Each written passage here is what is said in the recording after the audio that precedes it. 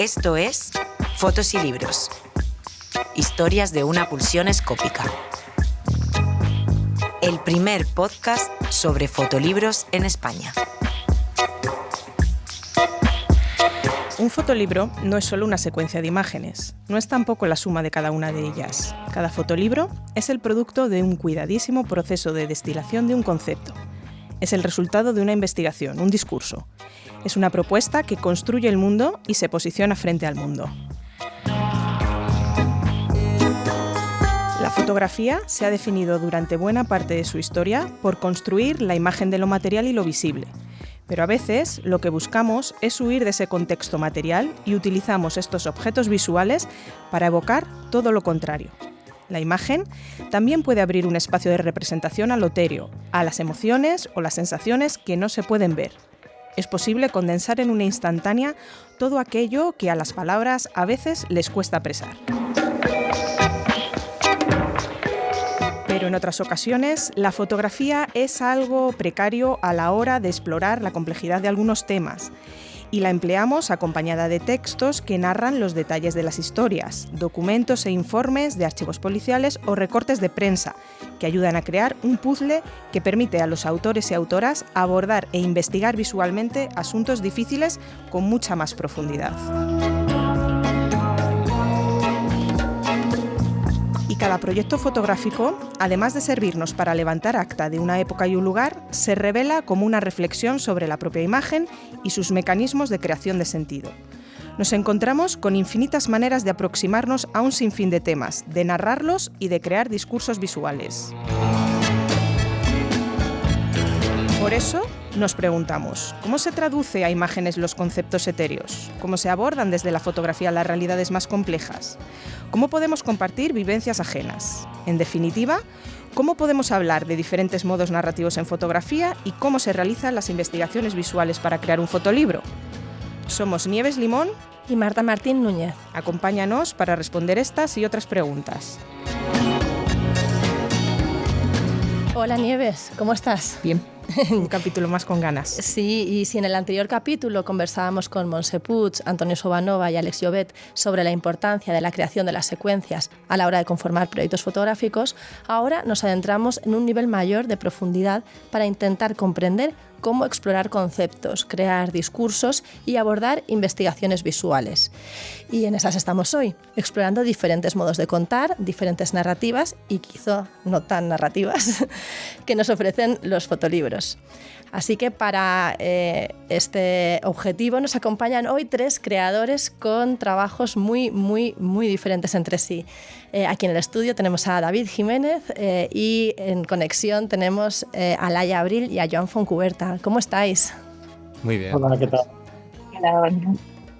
Bueno, pues muchas gracias por acompañarnos hoy. La verdad es que cuando planteamos esta mesa lo que más nos interesaba era justo poder reunir tres voces tan reconocidas y tan reconocibles en la fotografía contemporánea, pero que además se aproximan al hecho y a la creación fotográfica de forma tan diferente. Así que, bueno, os damos las gracias por aceptar esta invitación y rezamos para que el experimento funcione, porque ha sido un poco difícil aunar, y pensar, ¿no?, un poco cómo íbamos a plantear este episodio. Aunque hemos visto que la mesa nos ha quedado muy bien, comparten gama cromática en escala de grises y en rojos, así que, bueno, es un buen comienzo. Y hablando de comienzos, vamos a comenzar pues presentando a David, que lo tenemos aquí con nosotros sentado en la mesa. David Jiménez lleva más de 30 años usando la fotografía para contar historias muy personales. Parte de su obra se encuentra en las colecciones de arte de la Fundación Mapfre, la del Centro del Arte 2 de Mayo o la colección de KV, entre otras, y ha mostrado su trabajo en instituciones por todo el mundo, desde Rotterdam, Arles, París, Seúl, Bogotá, China, además de en festivales españoles como Foto España. En 2019 y en el marco de este festival además presentó su exposición Universos, que ha sido la mayor muestra de su trabajo hasta el momento, y ha recibido varios reconocimientos como el Premio Fotógrafo Revelación en Foto España en el 99 y el Premio de las Artes de la Villa de Madrid en 2008. Y además ha sido artista residente en la Real Academia de España en Roma. Cuenta con 10 fotolibros con títulos tan sugerentes como Aura, editado por Infinito Books en 2018, y Universos con RM en 2019, Roma también con RM en 2024, o su archiconocido, ¿no?, inspiración para muchos, Infinito, con Fotovisión, que vio la luz en el año 2000. Este además es uno de los pocos libros españoles citados en la historia del fotolibro de Martin Parr y Jerry Badger. Así que bueno, es toda una referencia para nosotros. Bueno, David, vamos a comenzar justo por ese principio, ¿no? Este fotolibro, Infinito, inspiró a toda una primera generación de fotógrafos y fotógrafas que vieron en el soporte libro, que aparentemente es un soporte pues, lineal, ¿no?, y como muy convencional, pues enormes posibilidades expresivas y experimentales. ¿Cómo llegaste a este formato y a esta forma de articular estas imágenes, ¿no?, de forma que extendiesen estos puentes invisibles, es que es una expresión tuya que te hemos escuchado antes, entre unas y otras? Hola, pues bueno, primero saludaros a todos. Gracias, Marta, Nieves, y hola, Joan y Laia. Pues nada, mucho gusto estar aquí. Bueno, este libro en realidad nació de un pequeño evento casual en el estudio, unos papeles doblados que estaban por allí, y yo lo recibí como una pequeña revelación, o pequeña o grande, porque para mí fue muy, muy excitante el encontrar casualmente una estructura que podía articular imágenes de manera que yo no había previsto, pero bueno, haciendo resonancias complejas y creando una especie de laberinto, ¿no?, una especie de puzzle extraño. Y bueno, pues a partir de ahí empecé a jugar y recuerdo unos días de mucha emoción, ¿no?, de estar jugando con papeles y con posibilidades y con plegamientos y tal. Y bueno, lo que ocurre en ese libro, yo creo que algunos espectadores, o oyentes, mejor dicho, lo conocerán y otros no. Tiene mucho que ver con una estructura parcialmente oculta, como sabéis vosotras, y que luego resulta evidente en algún momento, ¿no?, y que permite releer la obra de otra manera, que es un poco quizá lo que tenga. O sea, es un libro muy convencional en su forma física, no tiene plegamientos, no tiene, digamos, artefactos raros, pero sí que a lo mejor la estructura es menos convencional en ese sentido, ¿no?, cómo se articula. Y sobre todo lo más importante para mí es que se abre la posibilidad de un juego, ¿no?, de un juego al que se invita al espectador y que permite leer la obra de una forma, luego releerla de otra. Y en el fondo ese juego conectaba, cuando yo encontré esa especie de estructura de manera casual, con preocupaciones o con cosas que me interesaban desde hacía tiempo en ese momento, ¿no?, que era, por ejemplo, cuestiones como la no localidad, la fragmentación, la reconstrucción del mundo, ¿no?, como que es una operación que nuestra propia mente también hace, como nosotros jugamos con el mundo recreándolo, ¿no?, a través del fragmento que recomponemos, recombinamos. Y bueno, la resonancia, la transformación, en fin, y la existencia de conexiones invisibles, ¿no?, que la estructura principal del libro provoca una serie de conexiones invisibles que luego se hacen visibles, pero luego hay otras resonancias, ¿no?, que es una idea con la que he trabajado en otros proyectos después. Sí, que hubiera una red compleja, parcialmente velada, y que luego se va revelando, ¿no?, que ahí el lector tiene un papel activo muy importante. Importante también de lo aleatorio, ¿no?, de la fragmentación, de esta reconstrucción.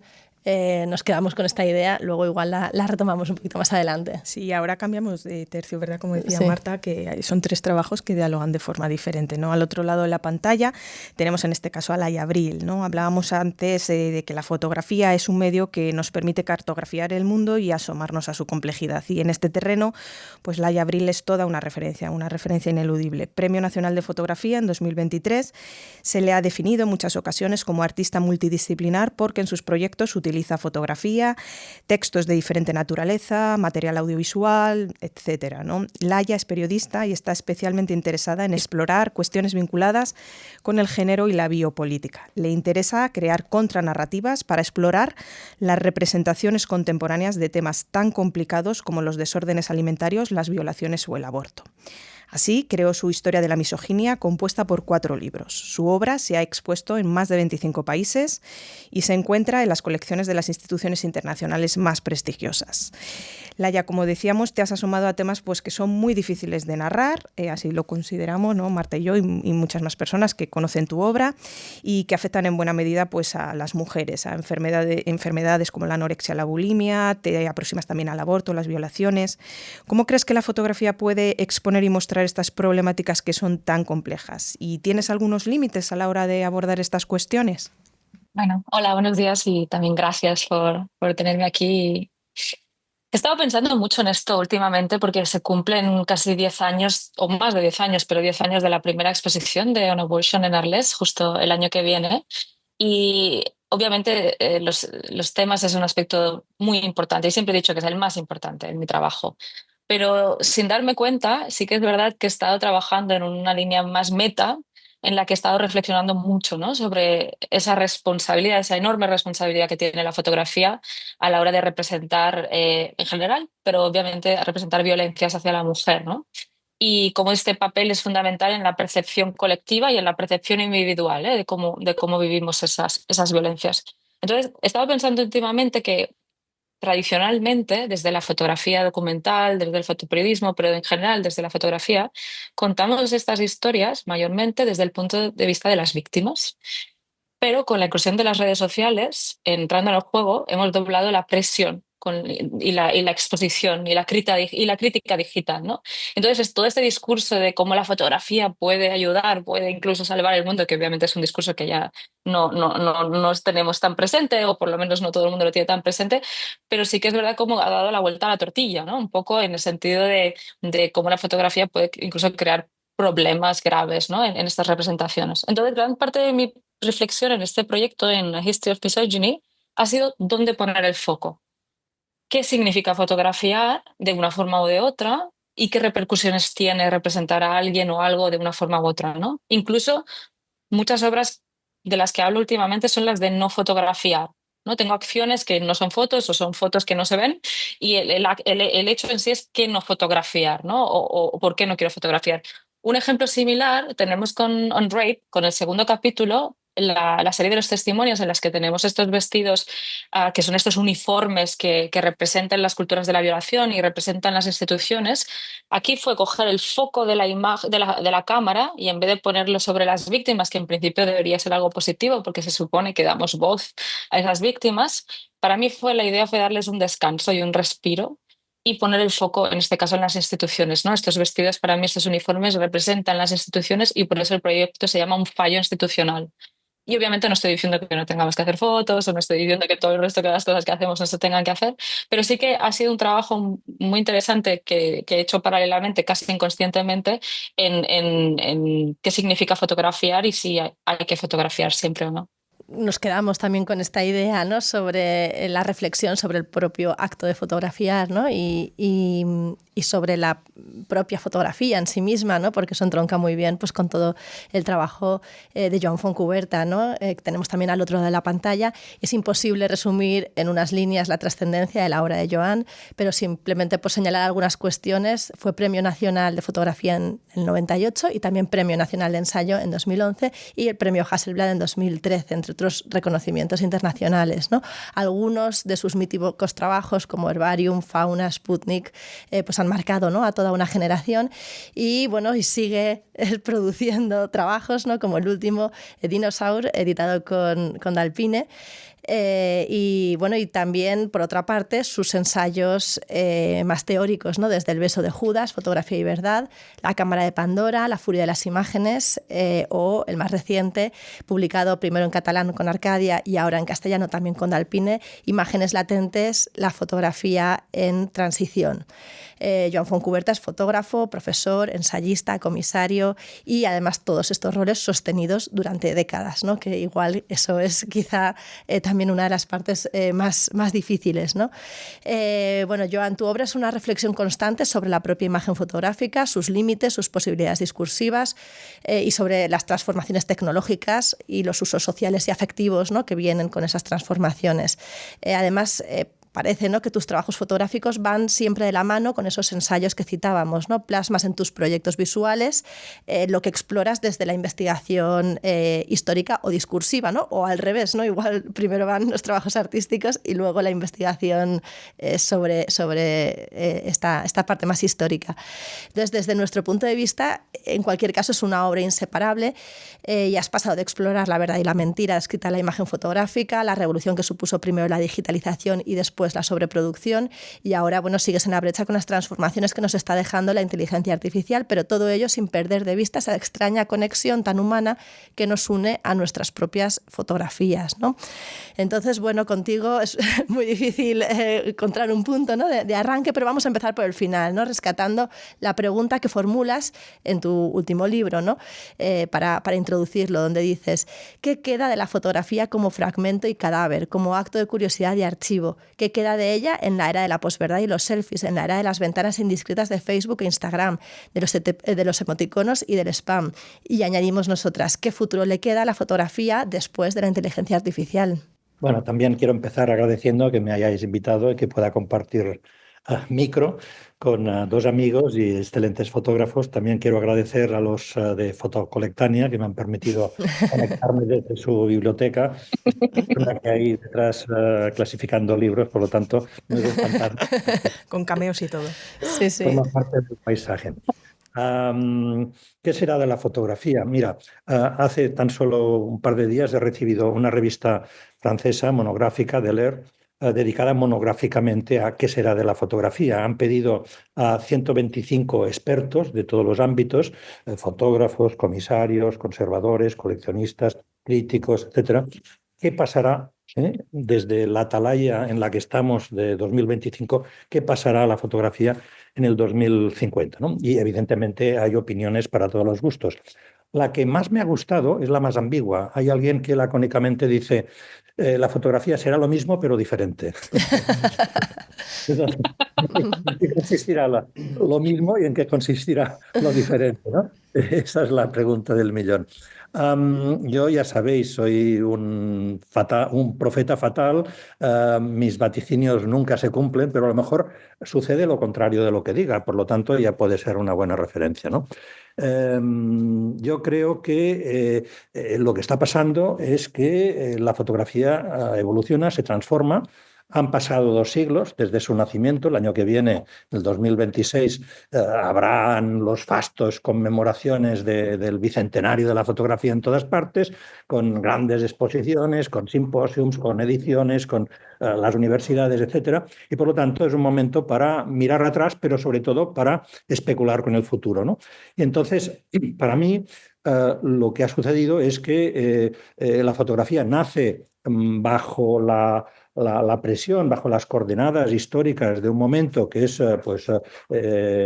las secuelas del racionalismo del siglo de las luces, la revolución industrial, la cultura tecnocientífica del siglo XIX, en fin, toda esa vocación de archivo, de identidad, de clasificación, etcétera.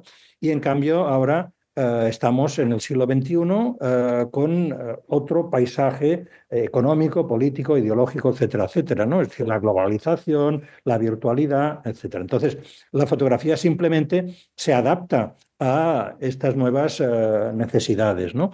¿Y cómo lo hace? Bueno, pues transformando no solo su tecnología, que en el fondo la tecnología no es que sea el motor de la evolución, sino una consecuencia de esos requerimientos históricos, de lo que podríamos llamar el zeitgeist, ¿no? El espíritu de la época, que hace que en un momento dado la imagen tenga que suplir unas determinadas funciones y no otras, ¿no? Hoy tal vez la fotografía ya no es tanto documento y en cambio es más comunicación, ya no es tanto escritura y en cambio es más lenguaje, ¿no? Es decir, hay toda una serie de cambios que podemos palpar.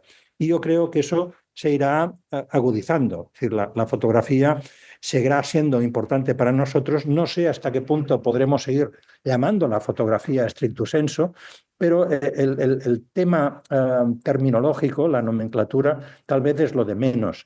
Lo que a mí me interesa es que la imagen la hagamos con la luz y las superficies fotosensibles o la hagamos con algoritmos, pero con una ideología fotográfica, seguirá siendo un elemento importante para pensar el mundo, para mediar entre nosotros y el mundo y para poder crear mundo, que también es muy importante. Es decir, la fotografía hoy en día ya no solo es una simple representación, sino que genera realidades en las que muchas veces vivimos.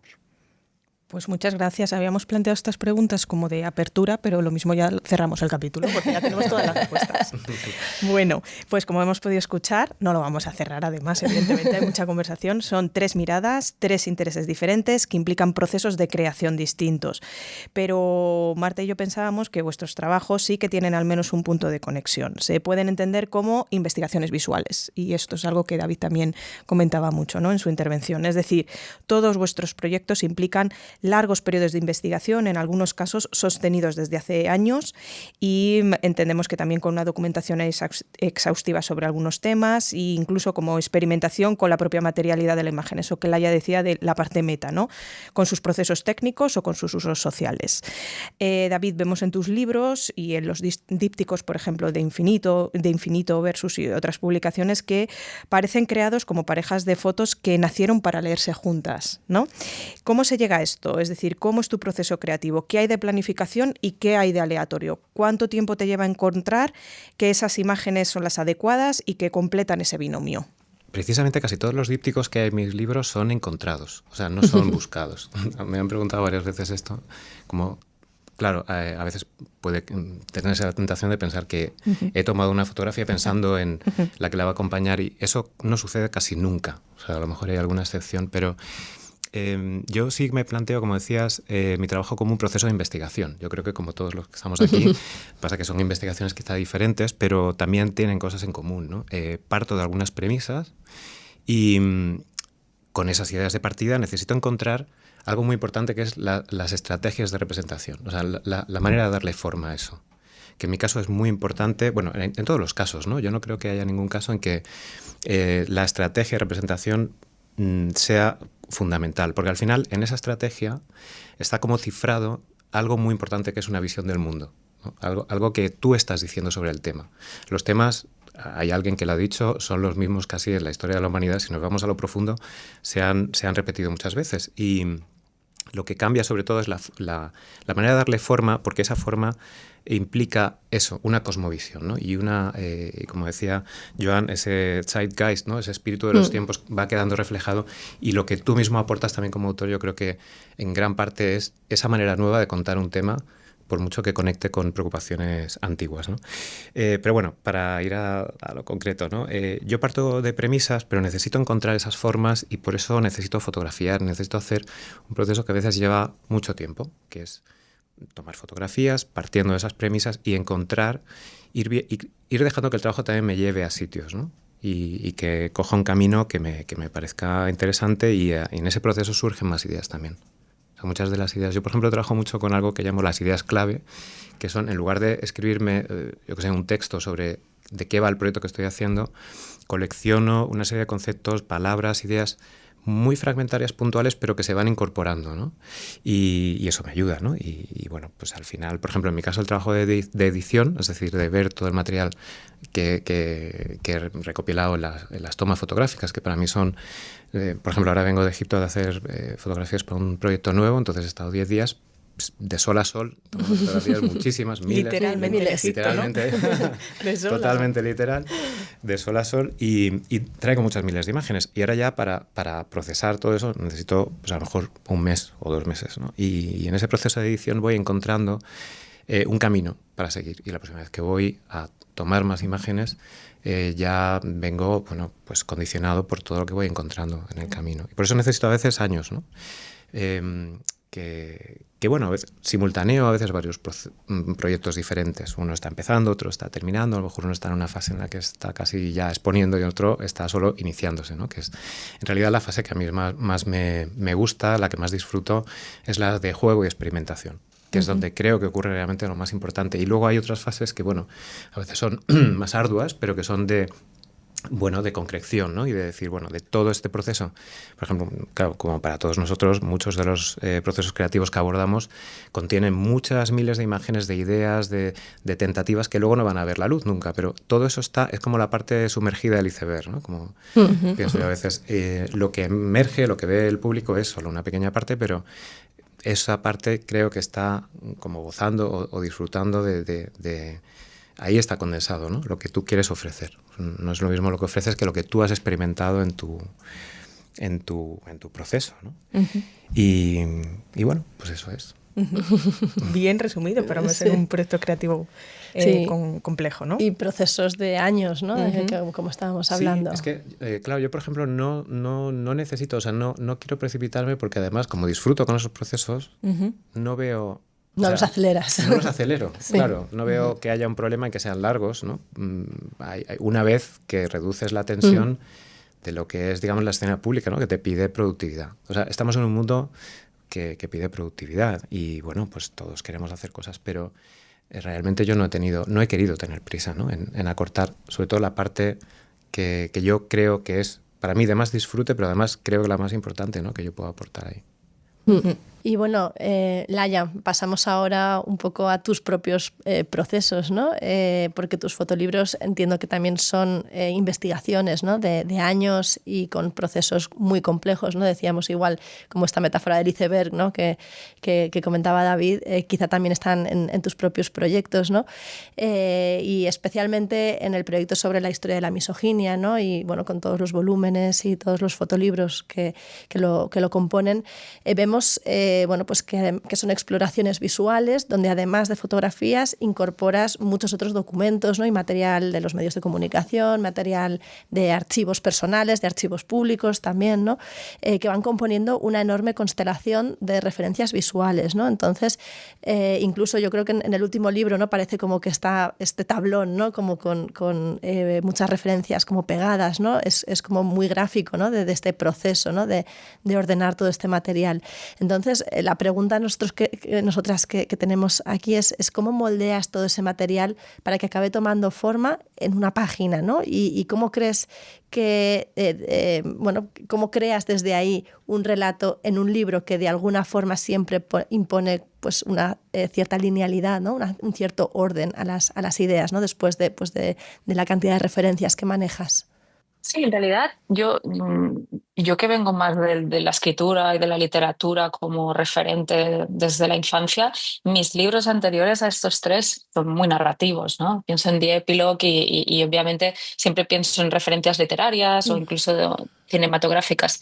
Pero estos tres últimos libros que pertenecen a la History of Misogyny, en realidad son particulares porque los proyectos no nacen como libros, los proyectos nacen como exposiciones. Y esto ha cambiado totalmente en la forma en la que hago libros, porque la forma en la que fotografío y lo que produzco y lo que creo está pensando en el espacio, está pensado en ser visto en el espacio, ¿no?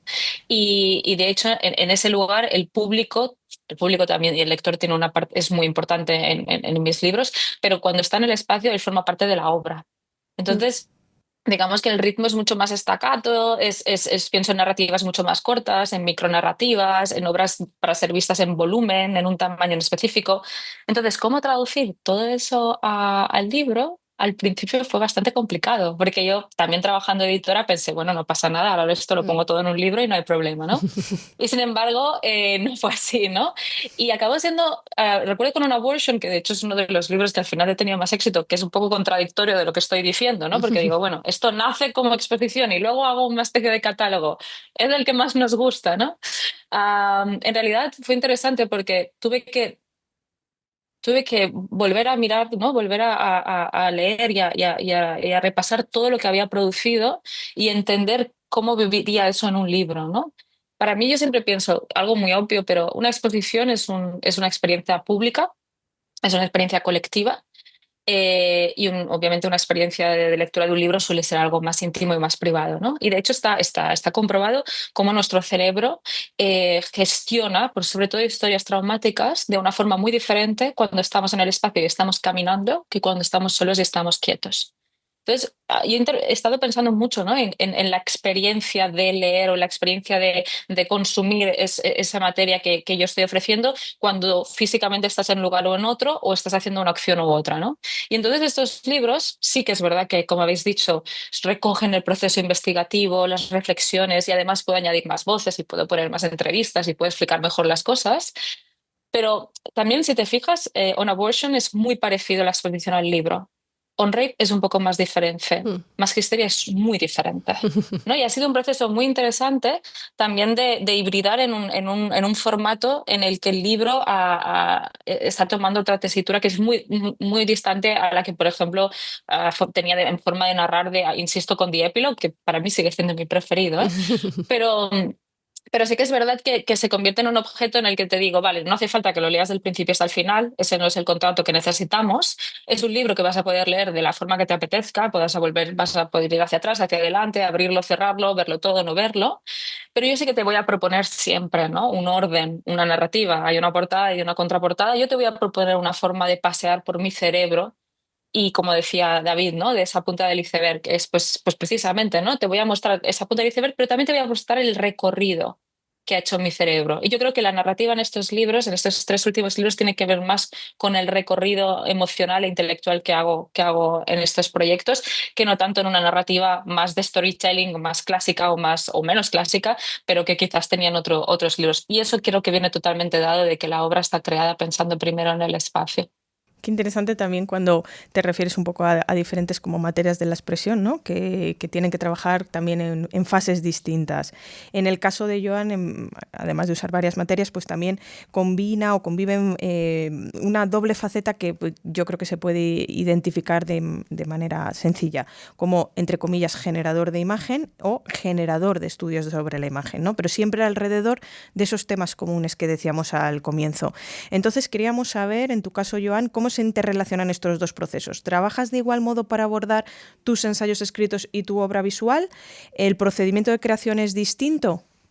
Mira, lo primero que me gustaría decir es que aquí estamos participando 3 autores que en el fondo jalonamos generaciones diferentes. O sea, me separan 15 años de David y 30 de Laia. Es decir, que los Y de 3 nosotras también. Sí. respondemos a contextos históricos y culturales diferentes necesariamente, ¿no? Es decir, por ejemplo, Laia hablaba de un tipo de trabajo que se refiere críticamente a cómo la imagen fotográfica representa a la mujer. Y es muy, yo diría, muy consecuente, muy coherente con el momento que le está tocando vivir, ¿no? En cambio, yo parto de una situación histórica de los años 70, de los años 80, donde digamos, lo que olía en el ambiente, digamos, político, cultural, etcétera, era diferente, ¿no? Es decir, que para mí la fotografía es un medio para demostrar las trampas de todos los sistemas autoritarios, ¿no? Tú has mencionado mi preocupación por la verdad, pero la verdad no es más que uno de los pilares sobre los que se sustenta mi trabajo. Yo diría que sí, que el problema de la veracidad visual lo he estado trabajando con proyectos de ficción, pero me ha interesado mucho también la cuestión de la memoria, la cuestión de la materia, la cuestión del lenguaje, etcétera, ¿no? Y todo eso ha hecho que, pues, aunque yo me considere básicamente una bestia fotográfica, es decir, alguien que utiliza la imagen, que hace de la imagen el lenguaje con el que puentea con el mundo, con la sociedad, con la historia, con todo, ¿no? Pues en el fondo ese trabajo tiene también una responsabilidad de transmisión y de compartir. Es decir, yo lo que estoy haciendo lo quiero compartir, lo quiero explicar. Y de ahí hace, digamos, dos derivadas que no son actividades paralelas, sino que para mí son intrínsecas a la creación misma. Una es la enseñanza y otra es la escritura. O sea, yo no entiendo mi trabajo con una bicefalia, con una doble faceta de fotógrafo y de ensayista. No, yo soy básicamente fotógrafo o artista visual, o llamadlo como queráis. Pero precisamente como que soy consecuente y responsable con lo que hago, me gusta explicarlo. Y fijaos que los libros que puedo hacer, los ensayos, voy dando tumbos siempre alrededor de estas preocupaciones. Es decir, que en el fondo yo los llamo ensayos selfie, porque puedo referirme a muchas otras cosas, pero en el fondo siempre subyace lo que son mis neuras, ¿no? Mis obsesiones, aquello a lo que yo estoy hurgando y que, repito, nos remite a esas problemáticas que a mí me preocupaban en el momento en que yo irrumpo en la creación, ¿no? Estábamos en un momento político distinto, la dictadura, la propaganda, la censura. Entonces, la fotografía aparecía como un sistema que imponía verdades y mi trabajo ha sido justamente desmantelar ese sistema de autoridad, mostrando cómo esa constricción documental asignada a la fotografía no era más que una convención cultural que podía ser rebatida y que la fotografía podía ser un medio de libertad, un medio de expresión en la dirección que quisiéramos, ¿no? Entonces, mi trabajo ha intentado ponerlo en práctica, mostrar hasta qué punto nos puede divertir la fotografía, nos puede llevar a caminos absolutamente apasionantes y no previstos inicialmente, ¿no? Por lo tanto, bueno, sí, yo soy el abuelete de estos fotógrafos que están aquí, pero me considero un abuelo suficientemente gamberro como para todavía jugar y explorar vías que a mí me parece que han pasado inadvertidas o que tienen todavía mucho recorrido. Sí, bueno, pues precisamente yo creo que esta cuestión de lo lúdico, ¿no? Y el juego está muy presente en tu obra, Joan, es evidente, ¿no? En muchos de tus proyectos tienen esta cuestión, ¿no? Y también, como decía, eso entronca un poco también con el trabajo de David, ¿no? Y hacemos este salto entre generaciones, ¿no? Que comentabas, sois tres autores. Quizá la definición de autor podría ser la persona que escribe siempre el mismo libro, ¿no? Que hace siempre la misma película, ¿no? Porque gira en torno, pues, estas obsesiones que son muy personales, ¿no? Y entonces, ya centrándonos más en algunos fotolibros ya de vuestra trayectoria, podemos ver, pues, que bueno, pues que desde vuestros distintos procesos creativos, ¿no? Y desde vuestras distintas formas de abordar la imagen, vuestros libros no solo hablan de estos temas, ¿no? O de ciertos temas en cuestión, sino que tratáis de retratar con imágenes, sino de plantear estas cuestiones metadiscursivas también.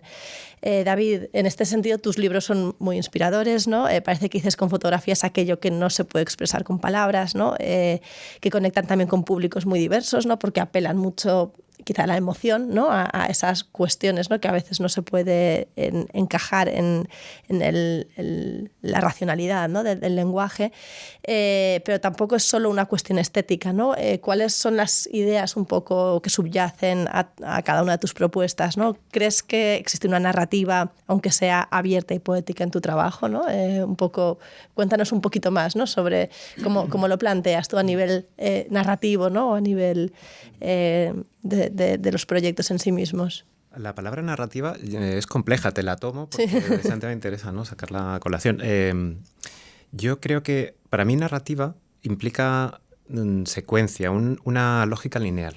Entonces yo creo que trabajo con lógicas, efectivamente, pero son lógicas no lineales. De hecho, creo que bueno, en el transcurso de los trabajos que he ido haciendo, ¿no? y de mis proyectos creativos me he ido dando cuenta de lo que me interesaba esas otras lógicas, de que realmente quería invitar a obtener conocimiento y a obtener el significado, ¿no? por vías no racionales y no lineales. Entonces justamente ahí es donde incido, o sea, pero sí que estoy de acuerdo, o por lo menos te confirmo que sí, yo sí creo que hago un trabajo que tiene bases conceptuales, pero bases, por así decir, trabajo la forma como vehículo de ideas que conceptualmente subyacen a todo eso, ¿no? Entonces, una de las cosas que me interesa, por ejemplo, uno de mis temas fundamentales de trabajo, creo yo, que he entendido con el tiempo, yo no me planteé esto al principio, pero con el tiempo he entendido, que a mí me interesa mucho varias ideas, pero una de las que más me interesa es la idea de que la realidad no está constituida de objetos, sino de relaciones.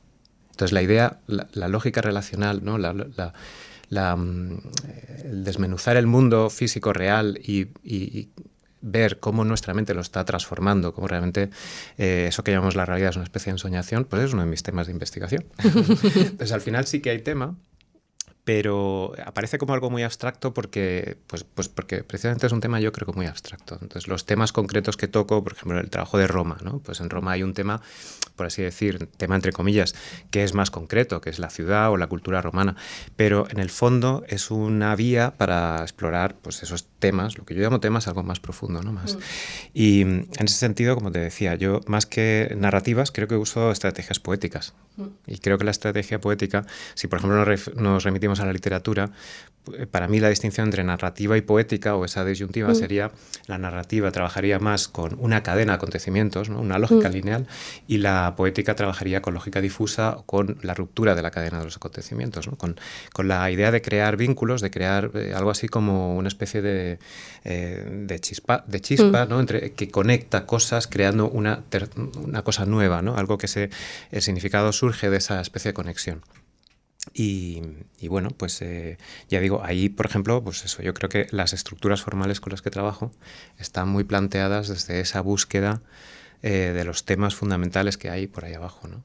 El mundo como una proyección de la mente, cómo se reconstruye. Antes, por ejemplo, se me olvidó, aprovecho ahora, ¿no? Me preguntabais por el azar, ¿no? Por esos dípticos. Yo os decía, no están nunca las imágenes tomadas para ser emparejadas, ¿no? Para ser relacionadas. Y precisamente yo entiendo que el azar es una de mis herramientas de trabajo. Yo creo que tengo un trabajo colaborativo con el azar. Lo que pasa es que como sí que voy teniendo, digo, a lo largo del transcurso del trabajo, ¿no? Del proceso creativo, una serie de ideas sobre lo que quiero cada vez más precisas, pues lo que hago es que cuando uno quiere el azar, pero le gusta que pasen ciertas cosas, ¿no? Que se antojan pues cercanas a veces, no sé, al extrañamiento, ¿no? O sea, hay una frase que a mí me gusta mucho de una directora de teatro americana que tiene unos libros sobre su proceso creativo que me apasiona, que se llama Anne Bogart, y decía Anne Bogart, hablando de teatro, que es su medio, decía: el público está ansioso de una exposición ocasional a la magia. Llámese magia lo que se llame, ¿no? Pero esa sensación de una pequeña revelación, ¿no? De algo que se ha conectado y que trasciende ese paso racional. Y a mí eso me interesa mucho. Entonces, pues, para provocar eso, si quiero colaborar con el azar, pero no me conformo con cualquier cosa, tengo que tirar muchas veces los dados, ¿no? Y es lo que hago cuando hago muchas fotografías, porque las necesito para crear ese pequeño universo que luego se recrea en mi estudio, donde ocurren cosas, ¿no? Donde yo intento hacer que esas cosas ocurran. Y bueno, pues ideas como la simetría, la circularidad, muchas de las ideas a las que yo he llegado, con las que yo trabajo conscientemente ahora, las he hallado de forma intuitiva y a través del proceso, ¿no? Y son para mí estrategias que me ayudan a contar eso que sí que tiene una base conceptual, pero que está ahí abajo, ¿no? En cambio, creemos que el trabajo de Laia discurre por otros derroteros, o ahora nos compartirá, ¿no? Coger cada uno de tus libros. Laia es un ejercicio difícil en el que cada página es casi como una pieza de un puzzle que hay que encajar en un relato más grande, y una tras otra terminan conformando discursos visuales que son muy impactantes. ¿Crees que tu trabajo da una vuelta de tuerca al documentalismo social desde la polifonía de las voces? ¿O esto no lo hemos inventado totalmente nosotras? Yo creo que, claro, igual no soy yo quien lo tiene que decir, pero A History of Misogyny no es un trabajo documental y no tiene una intención documental. Igual hay una parte meta que hemos hablado antes, ¿no? de incluso de crítica a lo documental, y sí que hay un estilo documental en algunas de las imágenes, pero no tiene la intención de crear evidencias o pruebas o mostrar lo que sucede. Yo no voy a hablar de la verdad, que hablábamos antes con Joan, pero eso nunca ha sido mi objetivo, ¿no? Y creo que es importante, no por una cuestión de jerarquía, sino por una cuestión de contexto. Si la audiencia ve un libro o va a una exposición y tienen en su mente, ¿no? La expectativa de ese tipo de discurso, se va a crear una conversación diferente a la que a mí me interesa. Vuelvo a las imágenes de Enric, que ya que las he mencionado, igual es más fácil. Si tú vas a ver esas imágenes y piensas desde lo documental, una de los grandes errores que hacen constantemente los periodistas cuando hablan de ese trabajo es decir que era la ropa que llevaban las mujeres cuando fueron violadas. Cuando no solo nunca he dicho eso, sino que he insistido hasta la extenuación de que no es eso. Pero pensar en esa frase. Si tú vas con esa expectativa, la expectativa que tienes delante de esa imagen es que yo te demuestre que han sido violadas, que yo te demuestre que esta imagen es una prueba de esa circunstancia.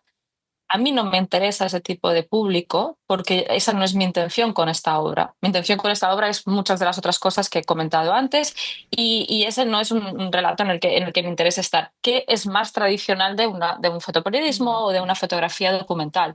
Sí que es verdad que puede ser confuso porque, insisto, uso estilos de la fotografía documental, pero bueno, esa es la parte meta y esa es la parte crítica.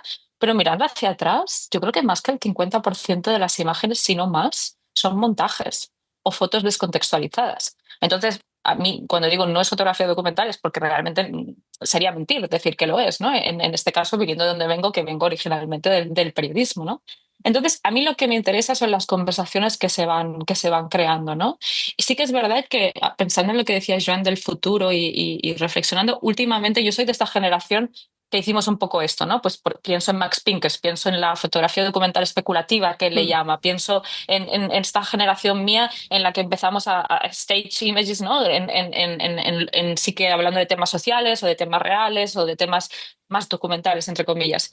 Sin embargo, ahora, enfrentados al momento en el que estamos, ¿no? De la posverdad, del fake news, de la IA, sí que es verdad que aquí estoy haciendo un parón y estoy pensando qué significa, ¿no? También eso, porque cuanto más queremos, yo siempre digo a los alumnos, lo importante es el contexto, ¿no? Si esta imagen originalmente estaba en un periódico, o estaba en un libro, o estaba en un espacio expositivo, etcétera.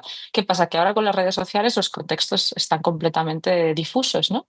Entonces, claro, ahí se me crean una serie de preguntas muy complejas de las que no tengo respuesta, ¿eh? Pero sí que creo que es un momento importante a los que nos dedicamos a este tipo de trabajo, de parar un momento y ver qué va a pasar, que honestamente no sé lo que va a ser. Lo único que sí que creo que es bastante obvio es que los fotolibros o los espacios van a ser cada vez más importantes, porque digo algo muy obvio, pero sentarse, insisto, sentarse y tener un objeto en las manos que te haga pensar y leer esas historias que habéis dicho que son tan complejas, también te da una atención que no nos la da obviamente scroll constantemente para arriba y para abajo, ¿eh? Entonces, yo pido mucho del lector, pido mucho esfuerzo, pido a un lector fotográfico que lea mucho y que lea de algo que no le apetece leer y que incluso le va a hacer sentir incómodo, ¿no? Entonces, yo también me pongo en esa tesitura y doy mucho de mí y intento que el proyecto sea lo más digestivo, digerible posible. Y creo que el fotolibro al final funciona bien en ese aspecto porque también le da al propio lector una agencia y un espacio en el que ellos también pueden poner de su parte, ¿no? Ese espacio entre lo que yo les quiero decir y lo que ellos quieren pensar se rellena en el medio con este objeto que al final nos crea una especie de calma, de momento, de paz, de todo este ruido visual y todo este ruido informativo en el que vivimos constantemente. Y en ese espacio sí que creo que se pueden generar esas conversaciones que digo que al final es lo que me interesaba, más allá de crear un documento que muestre una realidad que al final no es de lo que este proyecto trata. Pues quizá el fotolibro, por lo que decías, Laia, nos proporciona este contexto, ¿no? de este ruido y de estas imágenes descontextualizadas que pasan por nuestras manos a diario, ¿no? y el fotolibro pues, se puede concebir, ¿no? como darles a esas imágenes pues, un contexto de lectura, ¿no? Por lo menos que nos ayuda un poco a dar sentido. Y bueno, hablando de los libros, ¿no? Joan, en tu último libro, en Dinosaur, vuelves a jugar entre esta línea entre la realidad y la ficción, le haces el juego a la inteligencia artificial y parece que retornas al imaginario y a las dinámicas de fauna secreta, ¿no? Laia hablaba también de deconstruir los géneros, ¿no? De romper las expectativas, que es algo que ha estado también como subyacente, ¿no? a toda tu obra, la de la ruptura de estas expectativas, ¿no? y de los propios géneros fotográficos en sí mismos, ¿no? Y entonces este trabajo es casi más una operación de archivo, de tu propio archivo personal, ¿no? Y tus encuentros con los dinosaurios a lo largo del tiempo que de creación digital, ¿no? Pero entre aquel trabajo, entre Fauna y entre este nuevo, han pasado más de 35 años. ¿Cómo crees que han cambiado los lectores o los espectadores en este tiempo? ¿Hemos pasado quizá de la era de la credulidad a la era de la sospecha? Este es quizá el parón del que hablaba Laia, que necesitamos para replantearnos un poco qué significan las imágenes. Sí, eso ha pasado, pero hay un cambio que a mí me parece todavía más mayúsculo y al que tenemos que prestar mucha atención, y es a- realmente a una brecha generacional que se está abriendo con respecto a la imagen y a la lectura, ¿no? Es decir, últimamente, cada vez que hago un acto, una conferencia, alguna cosa, por ejemplo, hace muy poco estaba en los encuentros fotográficos de Gijón, un auditorio lleno a rebosar de 200 personas. Entonces siempre pregunto, ¿quién hay en el auditorio que haya nacido después del año 2000? Se levantaron 3 manos. Ya no ve en la fotografía convencional o en el formato fotolibro, sino que maneja otro tipo de fotografía o de imagen a través de redes, a través de otras cosas, ¿no? Es decir, y entonces, para mí eso es preocupante, ¿no? Cuando antes hablábamos de futuro, pues también pasa eso. Y a mí, que me gusta tener las antenas orientadas, podríamos decir sociológicamente o antropológicamente, hasta hacia lo que está pasando en nuestro público, ¿no? En el auditorio, me interesa también proponer ensayos, como lo del libro este de los dinosaurios, que intentan flirtear con esos públicos que a lo mejor perdemos, ¿no? Entonces, este libro para mí es tal vez una de las publicaciones, uno de los proyectos más incomprendidos, pero al revés, que a mí me ha dejado más satisfecho, porque en el fondo su trasfondo es político. O sea, el título es traducido del Klingon: cuando despertó el dinosaurio todavía estaba allí, que es la novela, el microrrelato más corto que existe, redactado por Augusto Monterroso, y que se refiere a los sistemas dictatoriales, ¿no? Es decir, cuando nos despertamos siempre hay algún dictador que sigue ahí, ¿no? O hay alguna amenaza, o hay algún sistema autoritario, o hay alguna ultraderecha, etcétera, ¿no? Entonces, para mí el dinosaurio encarna esa figura política. Y entonces eso lo explico en un lenguaje de cómic, o sea, de historieta gráfica, ¿no?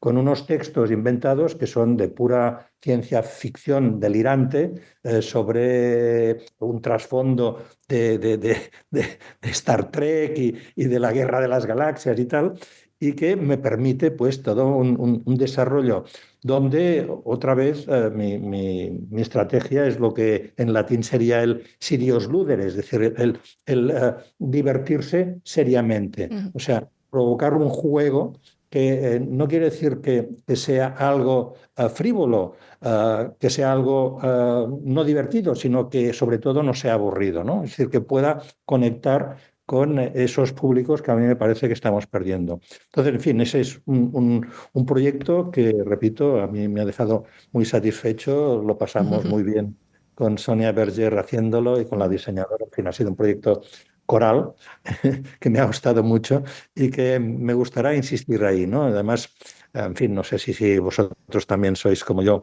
fans de la ciencia ficción, pero este es el tercer libro en la historia redactado en Klingon, en la lengua Klingon, ¿no? El primero fue la leyenda de Gilgamesh. La segunda fue la edición de Mucho ruido y pocas nueces de Shakespeare, y el tercero ya es Cuando despertó el dinosaurio seguía allí, ¿no? Es decir, que es un libro ensayo, un libro, porque hay fotolibros que son, digamos, obras, pero otros que son un poco trampas, que son conceptos.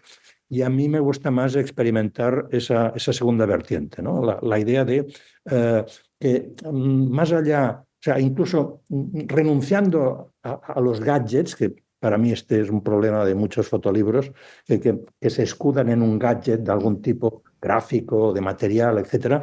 O sea, renunciando a eso, que pueda sorprender al espectador, que sea algo que en principio quede agazapado y que de repente se descubra como con un contenido, con una fuerza, con una sorpresa que nos salpica, que nos hiere y que nos conmociona, ¿no? Ese sería, digamos, esa sería mi receta Del para éxito. los fotolibros que me interesa hacer.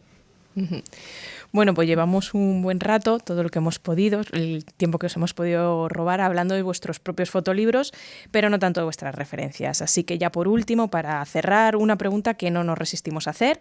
¿Qué fotolibro o fotolibros son para vosotros imprescindibles en la historia de la fotografía? Nada, una pregunta muy sencilla. Y muy cortita también, ¿eh? Pues si me decís que empiece, no, pues es imposible. No, yo no puedo.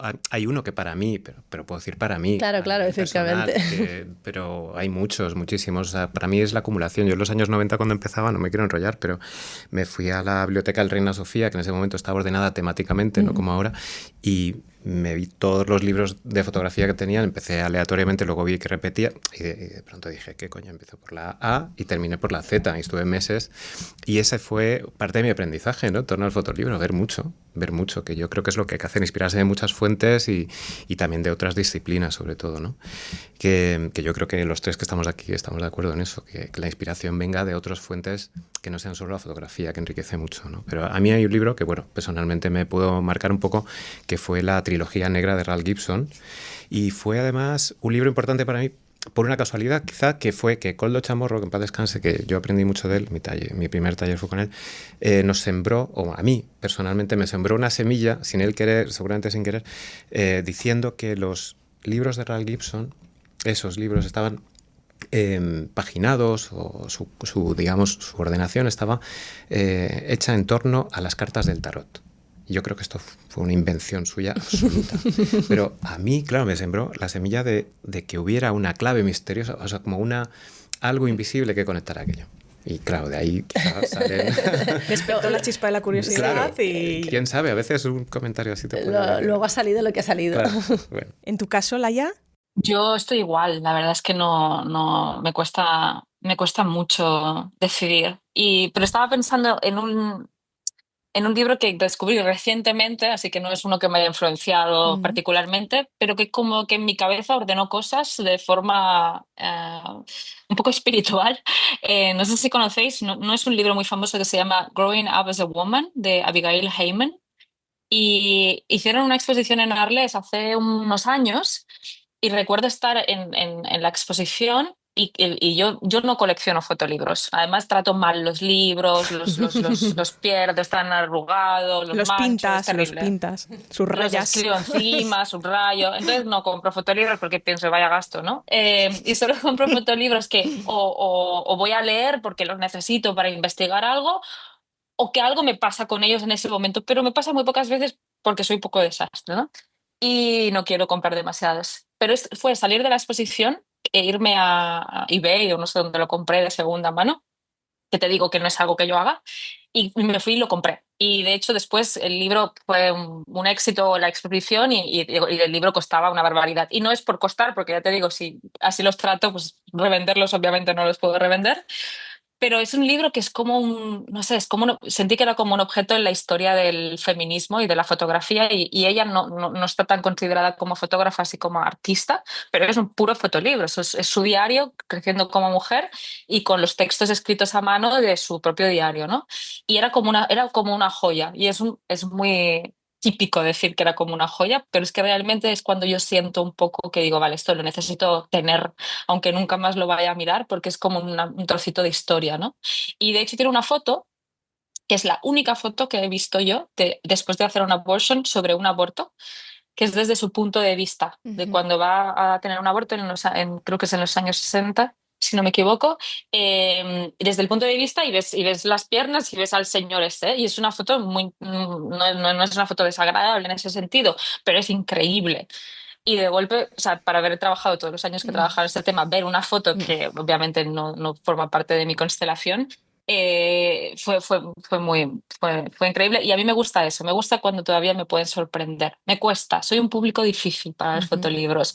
Sí, me cuesta mucho que me sorprendan. Estoy un poco con Joan, necesito que me sorprenda la historia, lo que se está diciendo más allá del objeto. Se están haciendo objetos increíbles, pero a veces siento que luego el contenido a lo mejor pues está un poco opacado, ¿no? por esa materialidad.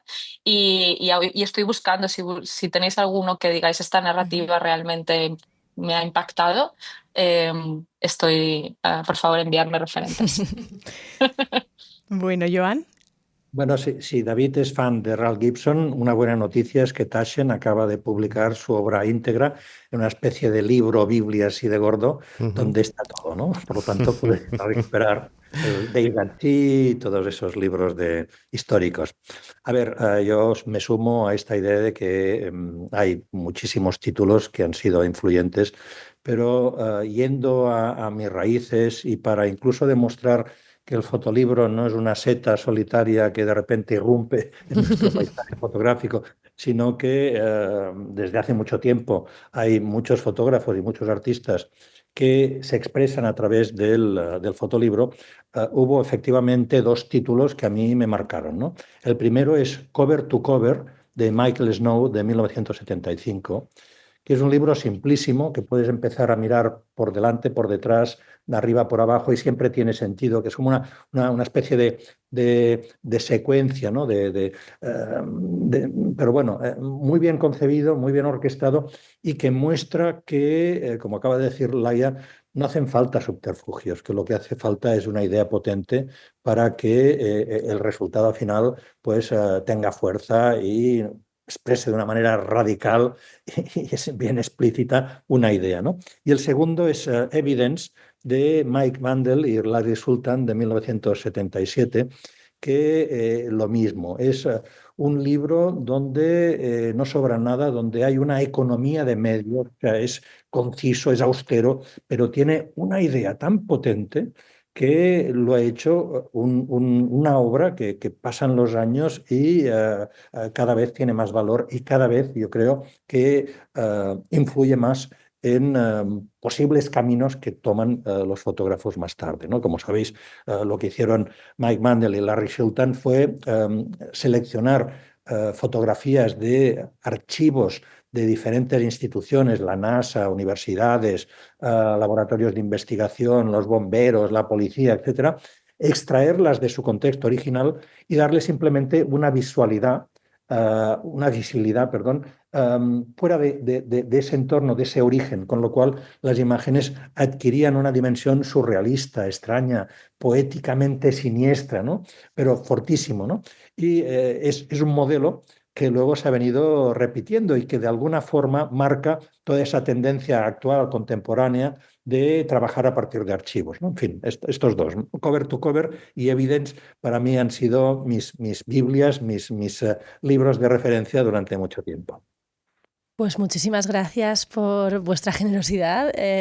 Os agradecemos muchísimo esta conversación con nosotras sobre vuestros procesos, vuestras investigaciones y también estas recomendaciones. Sabíamos que era un episodio complejo, pero mucho más fácil de transitar escuchándoos. Esperamos también que os haya gustado acompañarnos hoy. Y como ya sabéis, para todas las personas que nos acompañan, queremos recordar que las referencias que hemos dado en este episodio estarán recopiladas en la web de Fiebre Photobook. Porque este podcast, como si fuera un fotolibro, es para que lo escuches, lo leas y lo mires fuerte. Esto ha sido Fotos y Libros, historias de una pulsión escópica. El primer podcast sobre fotolibros en España. Un proyecto producido por Fiebre Photobook, grabado desde los estudios de la República Independiente de la Radio y guionizado y presentado por Nieves Limón y Marta Martín. Muy pronto, el próximo episodio.